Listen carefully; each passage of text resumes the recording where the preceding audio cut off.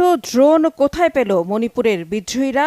গেল শুক্রবার থেকে নতুন করে আবারও দেশটি মণিপুর রাজ্যে সহিংসতা, হত্যার হামলা শুরুর পর থেকে উঠেছে এমন প্রশ্ন।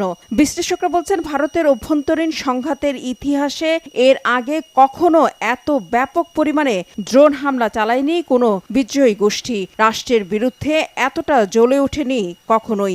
আগ থেকেই নানা ইস্যুতে জ্বলতে থাকা সেভেন সিস্টার্সের মণিপুর রাজ্য গেল শুক্রবার থেকে নতুন করে আবার অশান্ত, অগ্নিগর্ভ হয়ে উঠেছে। তবে এবার আরও ভয়াবহ আকারে রকেট, ড্রোন আর গ্রেনেড দিয়ে বিভিন্ন জায়গায় হামলা চালিয়েছে কুকি বিদ্রোহীরা। রকেট দিয়ে এর আগে হামলা হলেও এত ড্রোন হামলা এর আগে কখনো হয়নি। শনিবার মণিপুরের জিরিবাম ও বিষ্ণুপুর জেলায় আইনশৃঙ্খলা বাহিনীর সাথে বিদ্রোহীদের ভয়াবহ সংঘাত, বন্দুকযুদ্ধ হয়। ড্রোন, রকেট ও গ্রেনেড হামলার পাশাপাশি গুলিও করে বিদ্রোহীরা। এতে অন্তত 6 জনের মৃত্যুর খবর পাওয়া গেছে। মণিপুর পুলিশ জানিয়েছে, শুক্রবার স্থানীয়ভাবে তৈরি একটি